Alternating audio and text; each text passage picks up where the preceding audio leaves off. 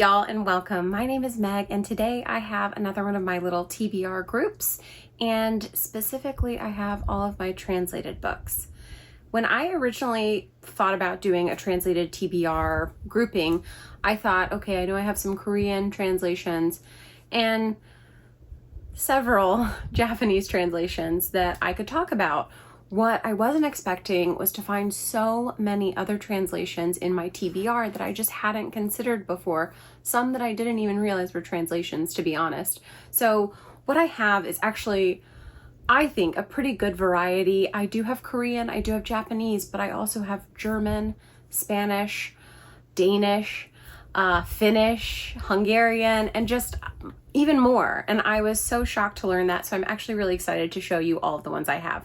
Starting off, I have two Korean translations, the first of which is Welcome to the Hyunam Bookshop.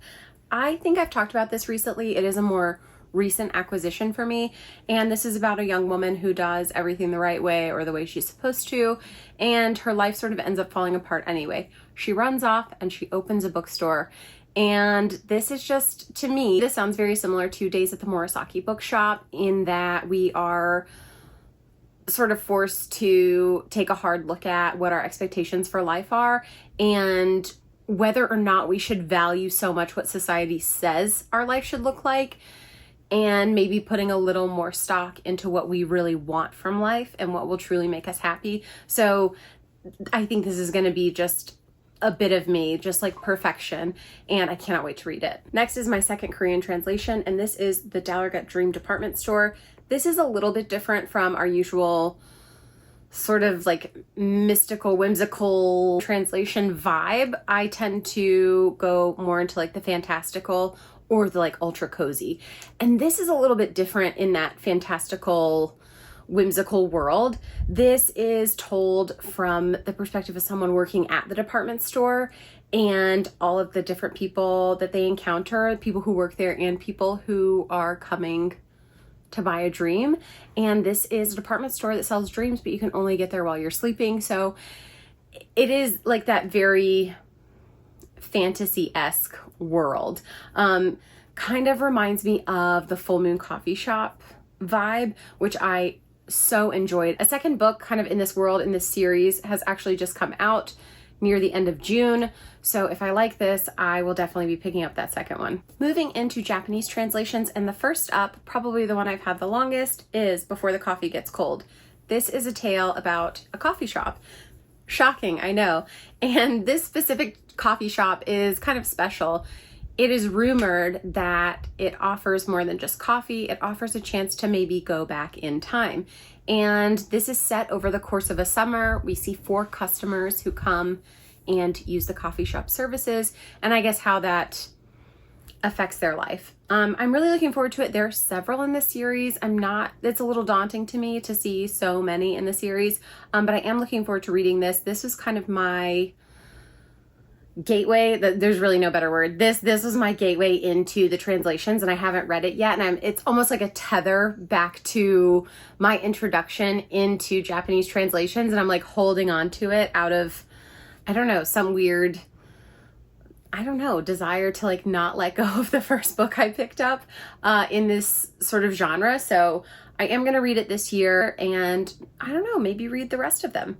Next up is Record of a Night Too Brief. This is a kind of odd one. It follows 3 women as they navigate loneliness, loss, and romance, unusual romance. I don't know. It sounds like an odd fever dream. I don't want to give too much away to you or to myself. I've read the back maybe twice, and I don't exactly know what's going on even just by reading it. It sounds quite odd. It sounds almost like 3 different little fairy tales or something. The cover is quite interesting, as you can see. The mushrooms obviously drew me in, and then I also have another book by this author, so once I realized that, it was a no-brainer to pick it up. But yeah, I look forward to reading this one a lot as well, maybe reading each story individually. I don't know. And by that same author, we have Strange Weather in Tokyo. This is about a young woman who is at a bar one night and runs into her old English teacher, I believe. He's like an elderly man, and they have adventures together. I don't think there's anything romantic about it, or I hope not. That would seem kind of odd for me. I don't know, because I haven't read it yet, but it just, I hope it's not that. It sounds very interesting. This has been like highly reviewed by people whose reviews I respect and take to heart. So another one that is like super high priority. Next up is Inspector Iminashi Investigates. This is obviously a crime novel in the vein of like Agatha Christie style whodunit. And we have an odd mystery here that brings a retired detective out of retirement to help try and solve the mystery. I think what's very interesting about not specifically this book, but the author, is that he didn't start writing until he was in his 40s and then became a very well-established crime writer. And that is just, I don't know, it's very inspirational to me. A lot of people tend to think that life slows down or, I don't know, maybe starts like wrapping up in your mid 40s, 50s, whatever. But he completely started a whole new career, a whole new life for himself. And I just find that really inspiring. So I look forward to reading this as a murder mystery, but also just seeing what ignited that passion in somebody of that age to change everything. Next up is The Memory Police. This is a very dystopian sounding novel to me, almost like in the vein of 1984. There are things disappearing from this unnamed island. Ribbons, I think bows, and most people don't notice, but the people who do notice live in fear of being found by the memory police and having their memories taken from them. So this story follows, I believe she's a reporter, and she believes her editor is in danger, and so she decides to hide him under her floorboards. And what happens is she begins to use her writing as a way to preserve the past. Letters from the Ginza Shihodo stationery shop is another recent acquisition for me. This is about a stationery store where the owner can help you find whatever you need. His name is Ken, and Ken can help you find the perfect paper or a fountain pen that fits perfectly into your hand.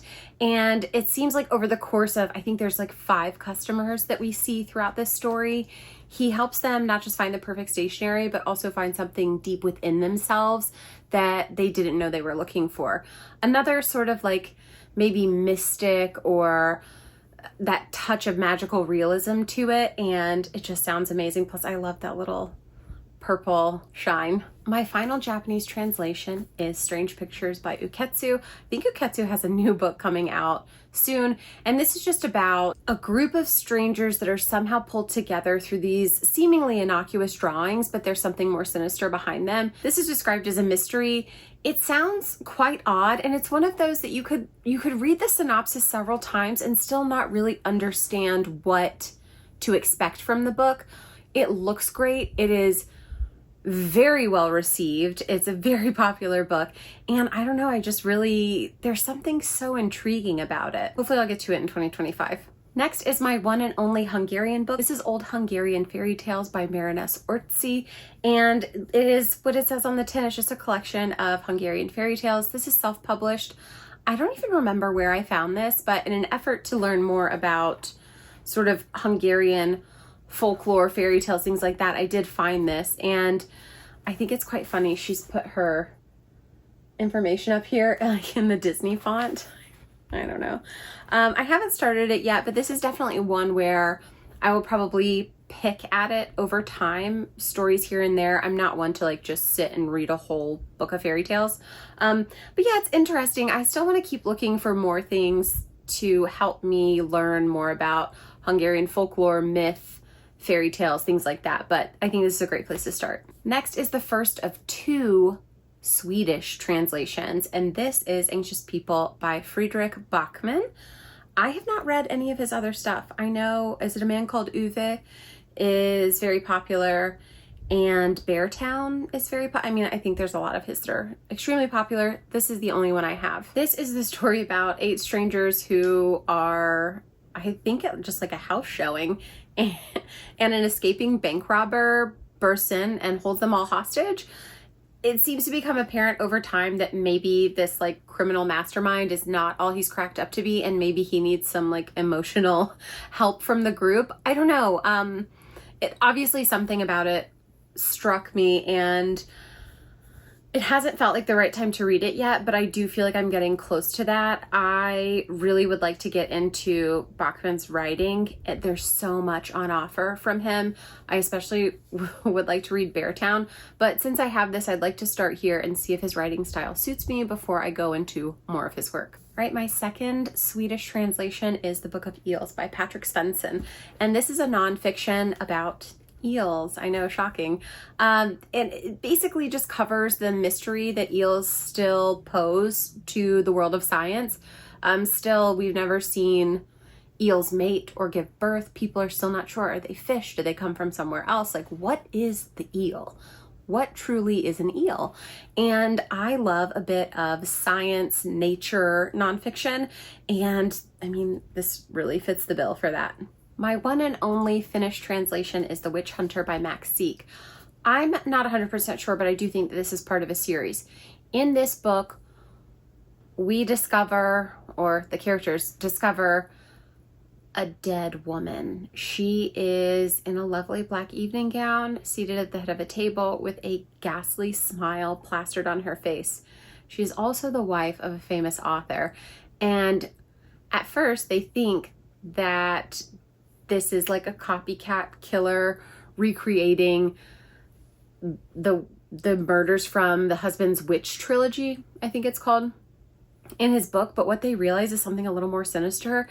And I think it's like a cult of people committing these crimes, and like the bodies start stacking up, and it's like very psychological thriller, scary, creepy, bone-chilling nonsense. It also looks like it's set in the freaking dead of winter.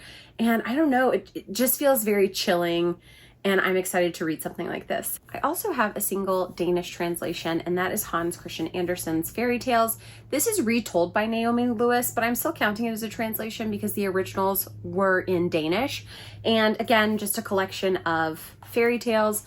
I love these Puffins classics. I have a few of them.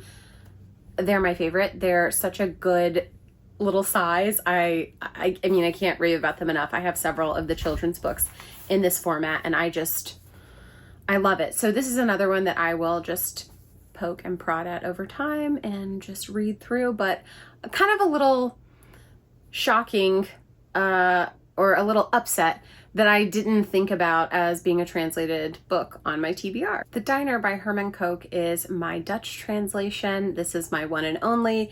And this sounds like something slightly familiar, like maybe a TV show, but I can't put my finger on it. And I'm sure this came well before it. But this is a story about two couples who meet for dinner at a popular restaurant. And over the course of the dinner, something is not being said. The two couples both each have 15-year-old sons who are caught up in like a crime.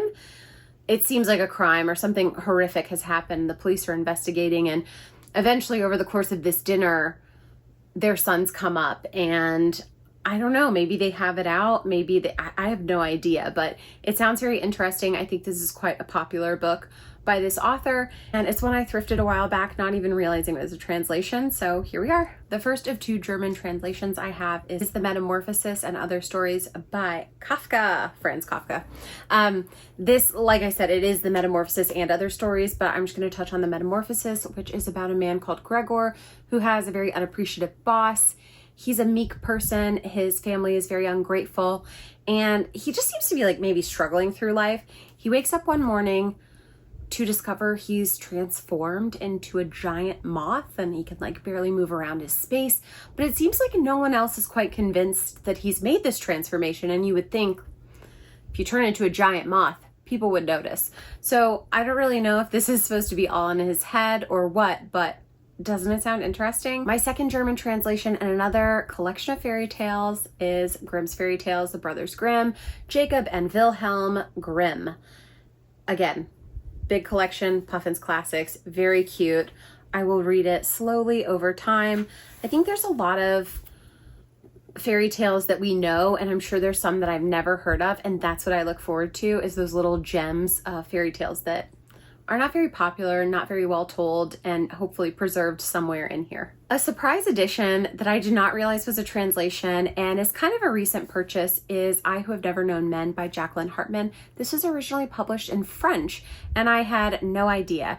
This is kind of a dystopian style, post-apocalyptic world where these women are living in what seems to be like an underground bunker, caged in, and they don't remember how they got there, and they don't really remember life before their imprisonment. They are watched over by armed guards day and night, and I think one day a young girl, younger than the group, joins them, and she is their hope for getting out. Now, I believe they do escape, and then the real trials begin as they try to navigate life outside of captivity in this way and how the world has changed.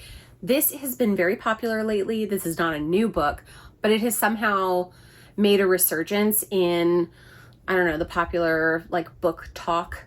And I don't mean TikTok, I mean book talk. So yeah, I've been seeing it a lot of places, which is what urged me to pick it up, and I think it's going to be a good one. My final translation is a Spanish translation, and that is Woodworm by Lila Martinez. This is a horror novel about a house. The house is kind of alive. And what we find out is that it was built by a man who used it to control his wife. Now, their daughter and granddaughter are trapped in the house as well and can't get out, and there's like these spirits that live in the house, and it's just like it has that obviously like haunted house feel where the house is kind of like the main antagonist, and it just sounds really good. You know, I love a hardback without a dust jacket. And then there's these kind of interesting images in the book. It seems like it's going to be short and sweet as well. It's not very big. And like I said, this is a Spanish translation and the only one actually on my TBR. So I'm really looking forward to this one as well. If you've watched my summer TBR, you might have noticed that there are 2 translations included there, Perfume and Convenience Store Woman.